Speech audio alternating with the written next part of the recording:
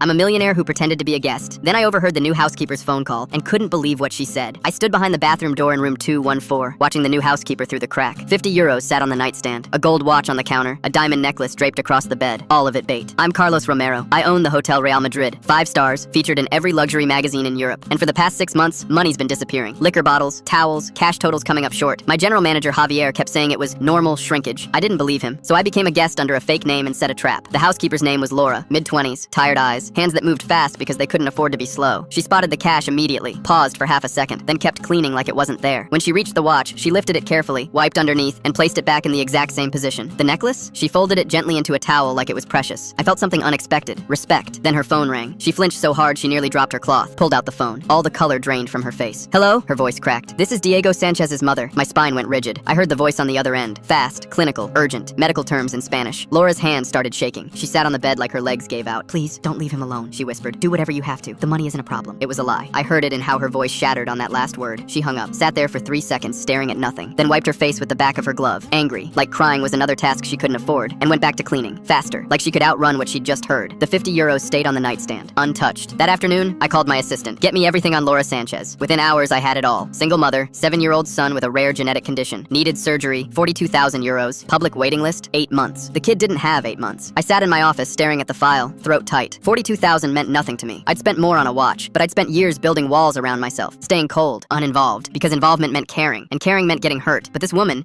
who wouldn't steal 50 euros while her child was dying, she'd cracked something open in me I thought I'd sealed shut forever. I made a decision. I scheduled the surgery myself. Private hospital, best surgeons, paid in full. When I told Laura, she collapsed crying in my suite. Why? She sobbed. Why would you do this? Because you didn't take the money, I said quietly, even when you needed it most. The surgery happened 6 days later. It went well. Diego survived. But while Laura was at the hospital, I kept digging into the hotel's books, and I found something. A fake vendor called Hygiene Plus. Inflated cleaning supply invoices. Over 200,000 euros siphoned out in 6 months. The account belonged to Inés Martín, Javier's sister. I called him into my office. He walked in, smiling, confident, sat down without being invited. I slid the folder across the desk, watched his smile die. Your sister's account, I said calmly. Fake company, inflated invoices, 6 months of theft. His face went white. Carlos, listen. How long? I asked. He tried to stand. I pointed. Sit down. He dropped back into the chair, cornered. Everyone steals, he spat. You just never cared enough to look. That's where you're wrong, I said. His eyes flashed with rage. This is about that cleaner, isn't it? You're ruining me over a sob story? I leaned forward. She didn't steal 50 euros when she desperately needed it, I said quietly. You stole 200,000 when you didn't. I stood. I'm not firing you. He looked confused. I'm pressing charges. His face crumpled. Carlos, please. I have a family. I stared at him for a long moment. Then I said the words that ended him. So does Laura, and you didn't care. Security escorted him out in handcuffs. The whole lobby watched him leave. And as the doors closed behind him, I finally understood something. Money doesn't buy integrity, but it can reward it. Full story on channel link below.